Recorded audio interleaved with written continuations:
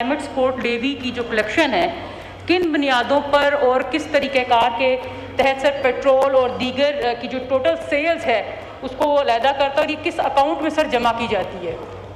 جی کس اکاؤنٹ میں جمع کی جاتی ہے؟ سر میں نے پہلے بتایا سر یہ آئی ایم ایف کا جو آر ایس ایف فیسلٹی ہے اس کے تحت جو ہم نے ڈرٹیئر فیول سے مائیگریٹ کرنا ہے ٹورڈز کلینر ٹیکنالوجی، اسی کے مقصد کے لیے لگائی گئی ہے آئی ایم ایف پروگرام کے نیچے، اور یہ کنسالیڈیٹڈ فنڈ کے اندر جاتی ہے اور اس کے بعد پلاننگ ڈویژن اور فائنانس ڈویژن بیٹھ کے اس کا فیصلہ کرتے ہیں کہ جی کن گرین مقصد کے لیے یہ استعمال ہونے ہیں پیسے جی، and we don't have visibility. اگر اس کے اوپر سوال آنریبل ممبر صاحبہ کرنا چاہتی ہیں کہ یہ 30-40 طرف کہاں اکٹھا ہوا ہے تو اس کے مطابق یہ فائنانس سے پٹ اپ کر سکتے ہیں جی۔ شکریہ۔ اسد کیسر صاحب آن سپلیمنٹری۔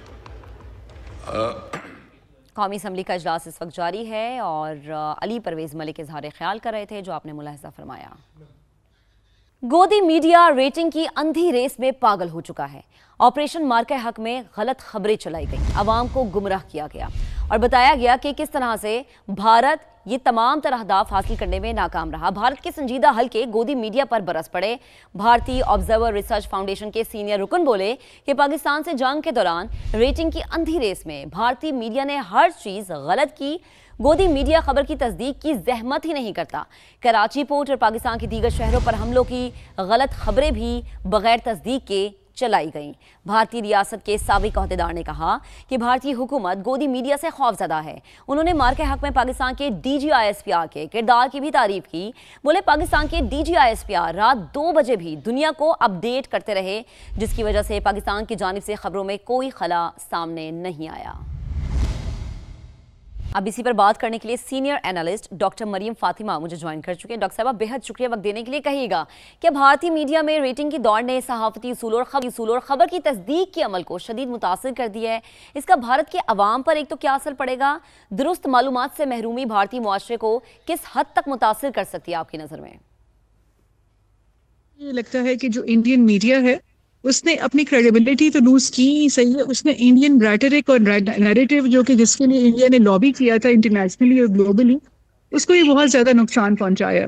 انڈیا کی جو تمام خبریں نکلتی رہیں آپریشن بنیاد مرصوص کے زمانے میں، اس کے اوپر رائٹرز اور بہت سارے جو اور نیوٹرل چینلز ہیں جیسے کہ الجزیرہ، العربیہ وغیرہ، ان کی طرف سے بھی ایسی خبریں آئیں جنہوں نے انڈین میڈیا کی کریڈیبلٹی کو کویسچن کیا۔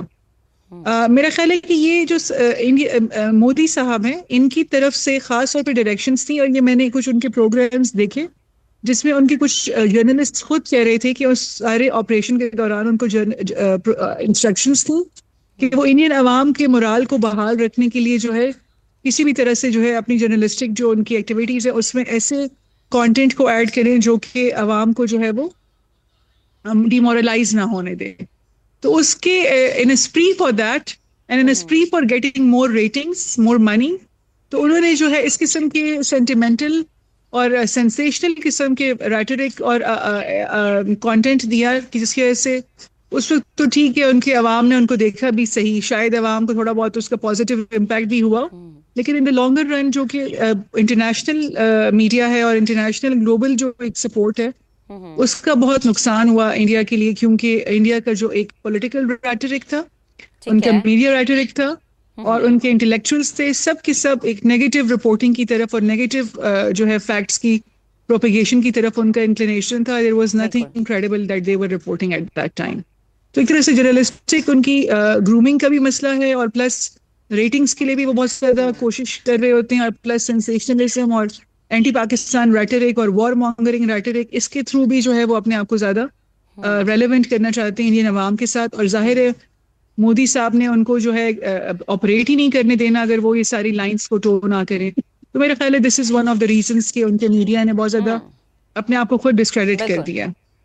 بالکل ڈاکٹر صاحبہ، ایک بڑا مین پوائنٹ آپ نے کہا کہ ان کی گرومنگ کا مسئلہ ہے، تو آپ کو کیا لگتا ہے کہ سابق بھارتی عہدیداروں کے مطابق بھارتی حکومت خود میڈیا سے خوف زدہ دکھائی دیتی ہے؟ اس کی بنیادی وجوہات کیا ہو سکتی ہے آپ کی نظر میں؟ کیا بھارتی حکومت کو اپنے ہی پالے ہوئے افرید سے کسی بڑے نقصان کا خطرہ ہے یا پھر وجہ کچھ اور ہے؟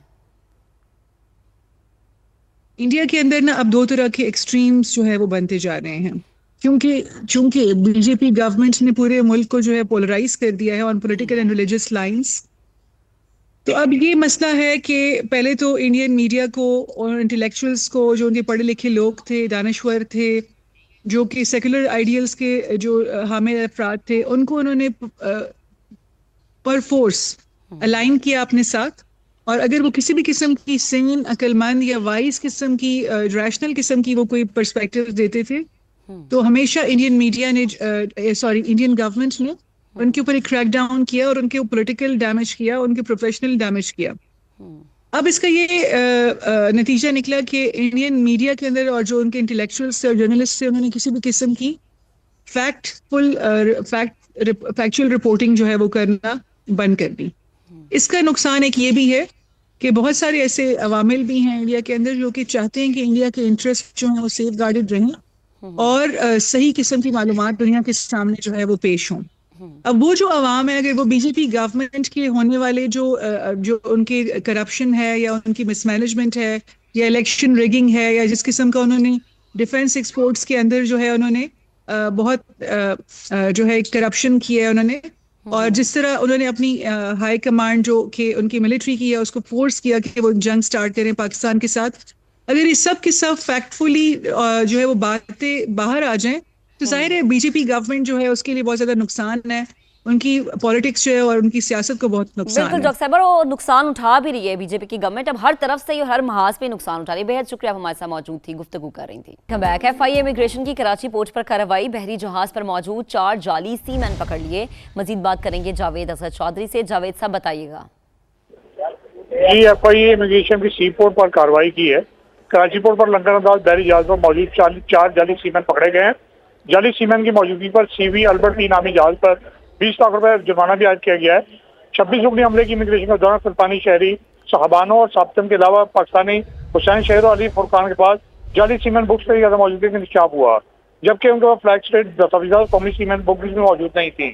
چاروں سیمنٹ کی جانب سے دبئی کے ایک ایجنٹ کی جانب سے بکس فراہمی کا اعتراف بھی کیا گیا ہے اور FIA سی پورٹ کی مئی کے مہینے میں اس نوعیے کی تیسری بڑی کارروائی ہے. جی ٹھیک ہے، بہت شکریہ جاوید صاحب، آپ کا تفصیلاً آپ نے آگاہ کیا. نائب وزیر اعظم اسحاق ڈار کا سعودی وزیر خارجہ شہزادہ فیصل بن فرحان کو ٹیلی فون.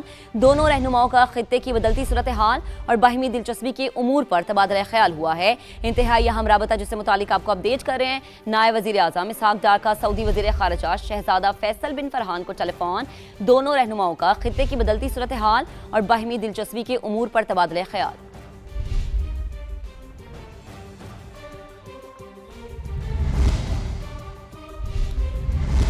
اب آپ کو بتائیں گے کہ مشرق وسطیٰ اور آبنہ ہرمز میں کشیدہ صورتحال کے بعد گوادر بندرگاہ عالمی شپنگ کمپنیز کی خصوصی توجہ کا مرکز بن چکی ہے.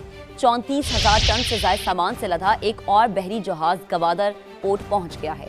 حکومت نے عالمی ٹرانزٹ ٹریفک میں اضافے کے لیے پرکشش مراد کا اعلان کر دیا ہے. گوادر پورٹ پر کنٹینر بردار جہازوں کی برتھنگ فیس میں 25% کمی کر دی گئی ہے. انٹرنیشنل ٹرانس شپمنٹ کنٹینرز پر پورٹ چارجز اب 40% تک وصول کیے جائیں گے. ٹرانزٹ کنٹینر کارگو پر پورٹ چارجز میں بھی 31% تک کی چھوٹ حاصل ہوگی. جنرل کارگو کے لیے مفت اسٹوریج کی سہولت کو 5 دن سے بڑھا کر 1 ماہ تک کر دیا گیا ہے. ماہرین کے مطابق مراد سے عالمی ٹرانزٹ ٹریفک میں اضافے کی توقع ظاہر کی جا رہی ہے. اب آپ کو بتائیں کہ چین نے ایران کے ساتھ تعاون پر امریکہ کی جانب سے عائد پابندیاں مسترد کر دی ہیں. چینی وزارت خارجہ کے ترجمان نے نیوز کانفرنس میں چینی کمپنیز پر پابندیوں کو غیر منصفانہ اور ناقابل قبول قرار دیا. چینی وزارت خارجہ نے کہا کہ کمپنیز اپنے طریقہ کار کے مطابق کاروبار جاری رکھیں. چین اپنے اداروں کا ہر قیمت پر قانونی تحفظ کرے گا. جنگ کو بہانہ بنا کر کسی ملک کو بدنام کرنا درست نہیں. مزید آگ لگانے کے بجائے جنگ کو روکنا ترجیح ہونی چاہیے.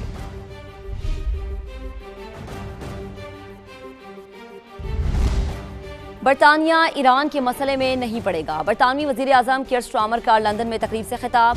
محاذ رائے سے بچنے کے لیے ایران جنگ میں شامل نہیں ہوئے، جبکہ دوسری طرف برطانوی وزیر اعظم کیئر سٹارمر سے استعفے کا مطالبہ زور پکڑ چکا ہے. لیبر پارٹی کے مزید 3 اراکین نے مستعفی ہونے کا مطالبہ کر دیا.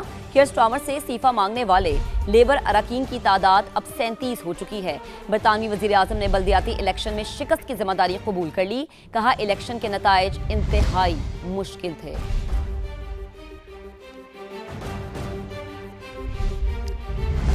आगे बढ़ते हैं। हुकूमत की जानिब से जारी किफायत जारी मुहिम में 13 जून तक की तौसीक कर दी गई है। काबीना डिवीजन ने बाज़ाबता नोटिफिकेशन जारी कर दिया है। वज़ीर आज़म ने अमल दरामद कमेटी की सिफारिशात पर तौसीक की मंजूरी दे दी। नोटिफिकेशन के मुताबिक सरकारी गाड़ियों के लिए ईंधन की फराहमी में 50% कमी बरकरार रहेगी। 60% सरकारी गाड़ियां बदस्तूर बंद रखी जाएंगी।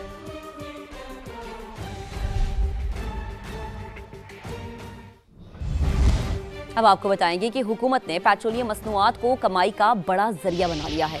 आलमी मंडियों में ज्यादा रद्दोबदल ना होने के बावजूद अवाम पर आए रोज पेट्रोल बॉम्ब गिरा दिया जा रहा है, जिसकी बड़ी वजह IMF की कड़ी शराइत है। इस वक्त पेट्रोल और डीजल की असल कीमत क्या है और हुकूमत फी लीटर कितनी लेवी और टैक्सेस वसूल कर रही है, आपको हम तफसील से समझाते हैं। पेट्रोल की असल कीमत 216 रुपये 68 पैसे फी लीटर बनती है। 198 रुपये के मुख्तलिफ टैक्सेस इस पर आयद होते हैं। लेवी 117 रुपये 41 पैसे फी लीटर, जबकि 29 रुपये प्रीमियम चार्जेस वसूल किए जा रहे हैं। और डीजल की असल कीमत तकरीबन 301 रुपये फी लीटर बनती है। मजमूई टैक्सेस की मद में अवाम पर 113 रुपये 71 पैसे का बोझ डाला जा रहा है। फी लीटर लेवी 42 रुपये 60 पैसे, 32 रुपये 48 पैसे कस्टम ड्यूटी और दीगर टैक्सेस ने अवाम की कमर तोड़ दी है।